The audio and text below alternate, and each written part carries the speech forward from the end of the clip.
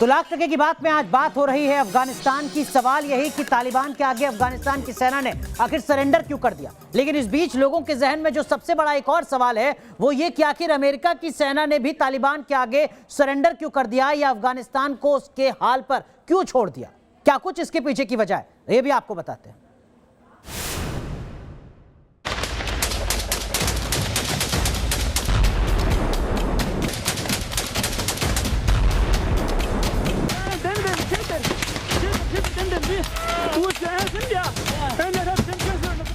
क्या अमेरिकी फौज के अफगानिस्तान से जाने के कारण अफगान फौज के हौसले पस्त हो गए? क्या अमेरिकी राष्ट्रपति जो बाइडेन के एक तरफा फैसले से अफगानिस्तान में आज ये हालात बने हैं? क्या अब तक सिर्फ अमेरिकी फौज के कारण ही तालिबान काबुल से दूर था?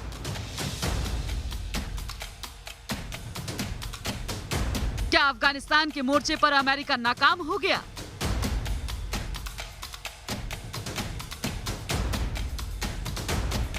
बाइडेन से पहले अमेरिका में जितने भी राष्ट्रपति आए, किसी ने भी अफगानिस्तान से अमेरिकी फौज हटाने का आदेश नहीं दिया। लेकिन बाइडेन के एक फैसले ने पूरे अफगानिस्तान को तालिबान के नर्क की तरफ धकेल दिया।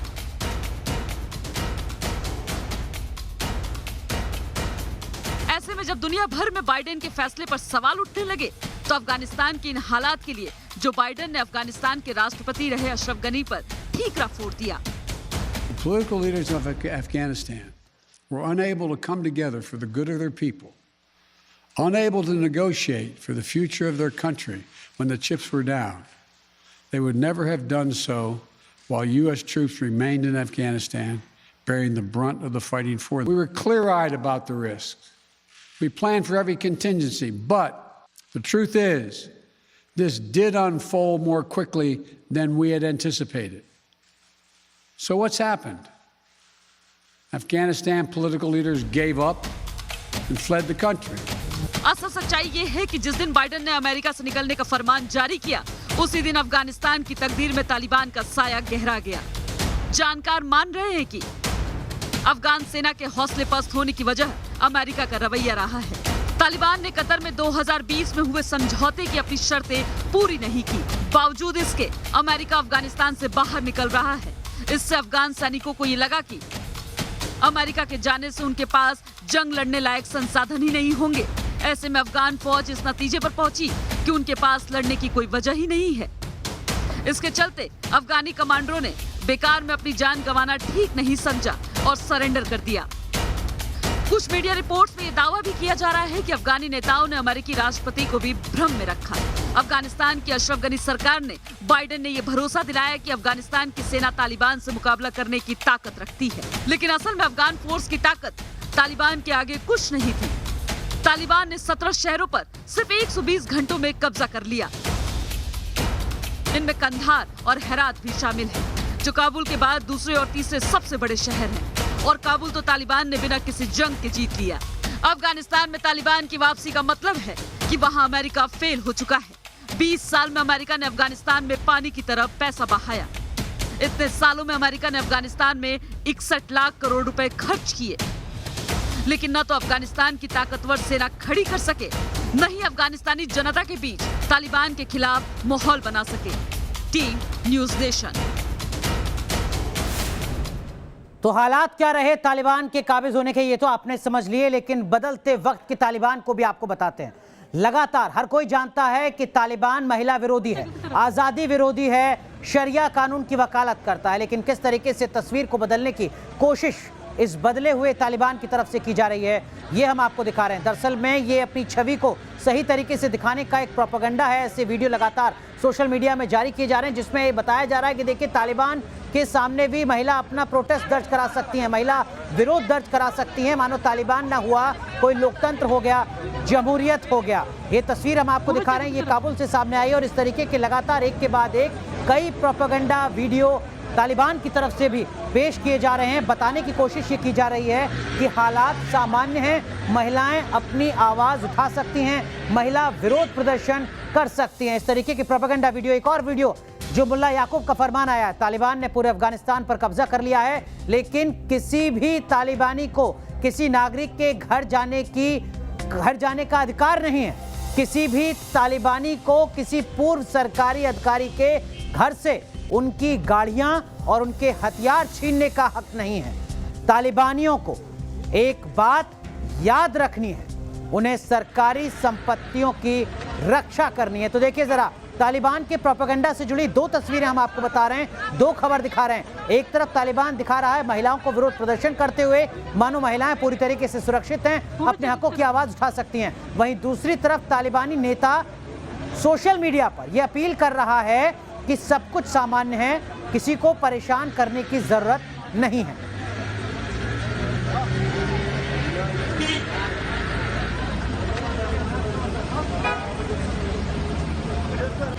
तो किस तरीके की स्थितियां लगातार बनी रही हैं अफगानिस्तान में, किस तरीके के हालात हैं, इसको थोड़ा समझने की कोशिश करते हैं। अख्तियार मशरफ साहब हैं हमारे साथ, अफगानी नागरिक हैं, इटली में अपनी जिंदगी काट रहे हैं। अख्तियार साहब, बहुत बहुत स्वागत है न्यूज नेशन पर। इस वक्त पूरा देश आपको सुन रहा है, मैं उम्मीद कर सकता हूं कि आप मुझे सुन रहे होंगे। आपके रिलेटिव अफगानिस्तान में होंगे, किस तरीके के इनपुट सर आपको मिल रहे हैं, किस तरीके की जानकारी मिल रही है, क्या कुछ हालात इस वक्त अफगानिस्तान में? अस्सलाम वालेकुम सब दोस्तों को, देखने वालों को मेरी तरफ से सलाम। असलन बात यह है कि जिस दिन से तालिबान ने अफगानिस्तान में एंट्री किया है, आप देख रहे मीडिया पे वो तालिबान का जो मीडिया बहुत वो स्पीड से चल रहा है, लोगों को वीडियो दिखाते हैं कि वो लोग औरतों को कुछ नहीं बोलता, किसी को घरों पे एंट्री नहीं देता, किसी के हथियार और खार नहीं लेता। लेकिन ये मसला ये कि जिस अफगानिस्तान के लोगों पहले से जानता है उसको, उसके 5 साल तकरीबन हुकूमत रही है, ये पहले दिनों में इस तरह कर रहा है। ये इस लोगों का अपना जो है कैंपेन है, जो लोगों को दिखाते हैं, वर्ल्ड को दिखाते हैं कि देखो हम औरतों को कुछ नहीं बोलते, हमारी तरफ सबको आजादी। लेकिन हफ्ता गुजारने के बाद ये सबको उल्टा हो जाएगा। फिर ये वो करेगा जो 20 साल पहले लोगों ने करना था, और जो अफगानिस्तान के बर्बादी का अख्तियार साहब, क्या कुछ आपने झेला है सर, आपकी फैमिली ने झेला है? आप जरा बता सकें इस वक्त हिंदुस्तान को कि तालिबान का मतलब क्या होता है? तालिबान का मतलब ये जो जिधर भी दहशतगर्दी करना है वो तालिबान करेगा। अभी जो देखो आप सब लोग जानते हैं कि 2 साल से ये सुलह का जो पीस का जो ड्रामा चल रहा था, अभी ड्रामा किधर से किधर पहुंच गया है। सब लोग जो वो कंट्री है जो दहशतगर्दों को सपोर्ट करते हैं, पाकिस्तान और उसके प्लस अमेरिका, सब वो ये कंट्री है जो पाकिस्तान को सपोर्ट करा था, पाकिस्तान ने तालिबान को सपोर्ट किया।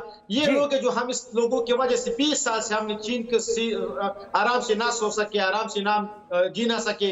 20 साल से तालिब लोग गवर्नमेंट के तो उसके कर्जे के हुकूमत से और अशरफ गनी की हुकूमत से लड़ रहे।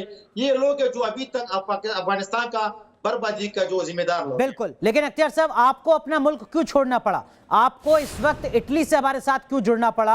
किस तरीके के हालात उस वक्त रहे थे? जब हमने 2004 में अपना कंट्री छोड़ दिया, हम इधर इटली में आए, उससे पहले तालिबान का जो हुकूमत था, हमारा फैमिली जो था वो मुजाहिद में था, और उसके बाद जो है कर्जे की हुकूमत में हम काम कर रहे थे। इसी वजह से हमको उधर हमको तहफ़्फ़ुज़ नहीं थी, इसलिए वजह तालिबान की वजह से हमने ये अपना कंट्री, अपना बहुत अच्छा ब्यूटीफुल कंट्री छोड़ दिया, उधर इटली पे आए। तो किस तरीके के हालात उस वक्त रहे होंगे? जाहिर सी बात है, समझा जा सकता है। आपके रिलेटिव फंसे हुए हैं क्या अफगानिस्तान में सर? हमारा सारा फैमिली उधर अफगानिस्तान में, सब अफगानी हमारा फैमिली, सब हमारा ये बहन है, सब लोगों का भी खतरा है। हमने सुबह भी इधर एक टेलीविजन से बात किया कि सब अफगानियों को खतरा है। 1 हफ्ते के बाद सब लोगों को बहुत खतरा हो जाएगा। अभी तो सब फेसबुक पे दिखा रहे, वीडियो पे दिखा रहे कि उधर कोई बात नहीं है, शांति है, और उस लोगों की वजह से किसी को प्रॉब्लम नहीं, लेकिन प्रॉब्लम है सब लोगों को। ये 2-3-4 दिन बाद इसका पता लगेगा। बिल्कुल, 2-4 दिन बाद बेहतर तरीके से हालात सामने आ पाएंगे। बहुत बहुत शुक्रिया इटली से अख्तियार साहब हमारे साथ जुड़ने के लिए। तो अफगान के एक नागरिक जिनका दर्द आप समझ रहे थे यहाँ पर, जो बता रहे हैं कि आने वाले दिन कितने चुनौती भरे हो सकते हैं अफगानिस्तान के लिए। चलिए आगे बढ़ते हैं और अब बात करते हैं बिहार में बाढ़ के कहर की। 88 साल का रिकॉर्ड टूट रहा है। बिहार के वैशाली में बाढ़ से हाहाकार मचा हुआ है। तस्वीरें हर किसी के जहन में खौफ पैदा कर रही हैं।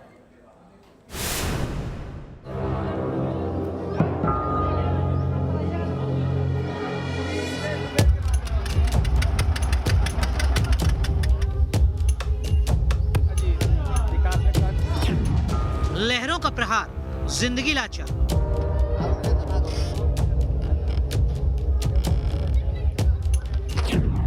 सैलाब के सितम से मचा हाहाकार।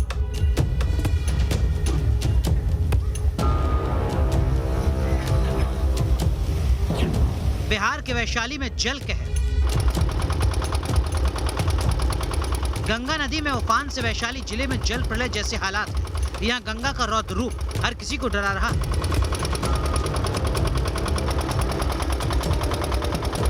सैलाब रिहायशी इलाकों को अपनी आगोश में ले रहा है। जिले में हालात ऐसे बन चुके हैं कि जहां तक नजर जाती है सिर्फ पानी ही पानी नजर आ रहा है। सैलाब के सितम के बीच जिंदगी के लिए जंग चल रही है। गांव का आपस में संपर्क कट चुका है तो पानी के प्रहार के बीच जिला मुख्यालय भी मदद पहुंचाने में नाकाम साबित हो रहा है। आवाजाही ठप है। जरूरी सामान के लिए भी लोग तरस रहे हैं। बच्चे और महिलाएं भूख से बेहाल हैं। सैलाब के सितम से जूझ रहे वैशाली के एक गांव में न्यूज नेशन की टीम पहुंची तो हालात बदतर नजर आए। बाढ़ की इस विभीषिका में जिंदगी भी बचानी है, घर भी चलाना है, मवेशियों को भी खिलाना है और कारोबार भी बढ़ाना है और पूरा गांव पानी है इस वक्त। देखिए इस गांव में अपने वीडियो जर्नलिस्ट सत्येंद्र के साथ जब हम चल रहे हैं तो हमें सिर्फ ये लग रहा है कि जैसे मानो हम किसी नदी या नहर में चल रहे हों। जहां तक चल रहे हैं बस पानी ही पानी, पानी ही पानी और पानी के अलावा कुछ नहीं। घर के अंदर पानी है पूरा, छोटे छोटे बच्चे, खाने के लिए कोई व्यवस्था नहीं। बिहार के वैशाली में जल तांडव से हाहाकार मचा हुआ है। कई इलाके पानी में डूबे हुए हैं। जल प्रलय से आशियाने, खेत, खलिहान और फैक्ट्री सब जलमग्न है। न्यूज नेशन की टीम ने नाव पर सवार होकर हाजीपुर वैशाली के बाढ़ प्रभावित इलाकों का जायजा लिया। ये जल प्रलय है। जी हाँ, जहाँ तक नजर जाएगी आपको पानी ही पानी और इस वक्त इस जल प्रलय के बीच में न्यूज नेशन की टीम। ये देखिए जो पूरा इलाका है ये डूब चुका है। ये इरकॉन का प्रोजेक्ट सेंटर है जहाँ पर पुल निर्माण का काम चल रहा था। ये पूरा प्रोजेक्ट सेंटर पानी से लबालब हो चुका है, सब कुछ डूब चुका है। बाउंड्री वॉल के ऊपर पानी है तो आप सहज अंदाजा लगा सकते हैं कि यहाँ 12 से 14 फीट ऊपर पानी बह रहा होगा। इस पूरे इलाके में पानी भरा हुआ है, पूरा पानी भरा हुआ है। देख ही रहे हैं एकदम जल प्रलय जो आप बोले एकदम सही में ही है। जहाँ जहाँ तक देखिए पानी ही पानी आपको नजर आएगा। जो पूरी स्थिति आप देखिए यहाँ पर घर डूबे हुए हैं, दुकानें बनी होंगी शायद, वो सब कुछ डूब चुका है। और ये जितना पानी है आप देखिए घर छोड़कर लोग चले गए हैं। राघोपुर वैशाली का ये इलाका है और देखिए लोग घर छोड़कर निकल गए हैं। बताया जा रहा है कि 88 साल बाद वैशाली और हाजीपुर में सैलाब का इस तरह कहर बरपा है। इससे पहले इसी तरह 1934 में बाढ़ ने बर्बादी मचाई थी। Rajneesh Sinha, news nation, Vaishali. मोदी सरकार के नवनियुक्त मंत्री इन दिनों जन आशीर्वाद यात्रा पर हैं। आज यात्रा का दूसरा दिन है। इसी कड़ी में केंद्रीय मंत्री भूपेंद्र यादव का काफिला रेवाड़ी पहुंचा। जन आशीर्वाद यात्रा के तहत केंद्रीय मंत्री कुल 265 जिले और करीब 200 सीटों का दौरा करेंगे।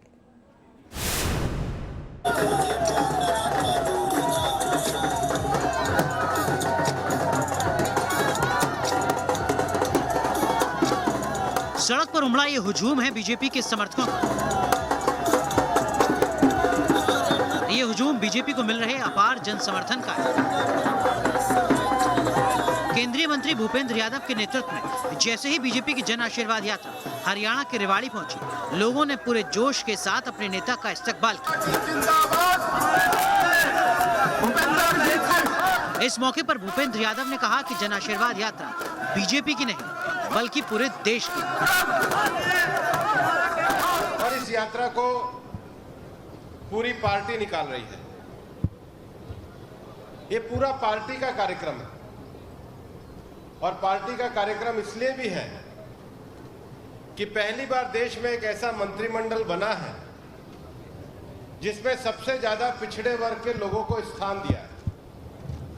पहली बार एक ऐसा मंत्रिमंडल बना है जिसमें सबसे ज्यादा दलितों को स्थान मिला है। पहली बार ऐसा मंत्रिमंडल बना है जिसमें सबसे ज्यादा आदिवासियों को स्थान मिला। पहली बार ऐसा मंत्रिमंडल बना है जिसमें सबसे ज्यादा महिलाओं को स्थान मिला। केंद्रीय मंत्री भूपेंद्र यादव को उनके जन आशीर्वाद यात्रा की शुरुआत से ही जनता का भरपूर समर्थन मिल रहा है। अपने जन आशीर्वाद यात्रा के पहले दिन भूपेंद्र यादव दिल्ली और हरियाणा के लगभग 1 दर्जन छोटी बड़ी सभाओं में शामिल हुए। भारत माता की। भूपेंद्र यादव ने कहा कि पीएम मोदी के नेतृत्व में देश में जो विकास हो रहा है उससे भारत की पहचान पूरी दुनिया में हो रही है। मेरी राजनीतिक यात्रा कोई केवल दक्षिण अहिरवाल तक नहीं है, कोई गलतफहमी में भी ना रहा। आज तो ये पहली लोकसभा क्षेत्र का काम पूरा हो जाएगा, इसके बाद महेंद्रगढ़ लोकसभा है, उसके बाद झुंझुनू लोकसभा है, परसों अलवर लोकसभा है, फिर जयपुर ग्रामीण लोकसभा है, फिर जयपुर शहर लोकसभा है, फिर अजमेर लोकसभा है, फिर राजसमंद लोकसभा है। और मोदी जी ने तो मुझे इतनी ताकत दी है कि मैं केवल हरियाणा और राजस्थान नहीं, बिहार में, झारखंड में, महाराष्ट्र में, गुजरात में मैंने इस इलाके का परचम फैलाया। मैं इस इलाके में केवल आशीर्वाद लेने आया, मैं इस इलाके में केवल सेवा के संकल्प के लिए आया हूं। मैं केवल इसलिए आया हूं कि ये मेरे बुजुर्गों की धरती है, इसको प्रणाम करके मैं सेवा के संकल्प को आगे करूं, इसमें कोई राजनीति नहीं। भूपेंद्र यादव समेत केंद्र के सभी नए 39 मंत्री जन आशीर्वाद यात्रा निकाल रहे हैं, जिसका मकसद मोदी सरकार के कामकाज को लोगों तक पहुंचाना और अगले चुनाव के लिए जनता से समर्थन जुटाना है। भूपेंद्र यादव की यात्रा दिल्ली हरियाणा बॉर्डर से शुरू होकर 6 दिन में राजस्थान के अजमेर तक का सफर पूरा करेगी। Team news nation. चलिए अब रूस से आई तस्वीर आपको दिखाते हैं। रूस की राजधानी मॉस्को में एक सैनिक प्लेन दुर्घटनाग्रस्त हुआ। ये तस्वीर हम आपको दिखा रहे हैं। इस हादसे में 3 लोगों की जान जा चुकी है। देखिए जरा किस तरीके से उड़ान भरते वक्त ही इस प्लेन में आग लगती है। आग क्यों लगी है ये जानकारी अभी तक नहीं मिल पाई है, लेकिन आग लगने के चलते ये प्लेन जमीन पर गिरता है और जमीन पर जैसे ही ये प्लेन गिरता है धुएं और आग के गोले का गुबार दूर दूर तक नजर आता है। ये तस्वीरें रूस की हैं, मॉस्को की हैं। देखिए जरा किस तरीके से ये प्लेन जमीन पर गिरा और इसके तुरंत बाद धुएं का गुबार और आग की लपटें नजर आती हैं। 3 लोगों की जान चली गई है मॉस्को में हुए इस हादसे में। Вообще ужас какой. Ой, какой.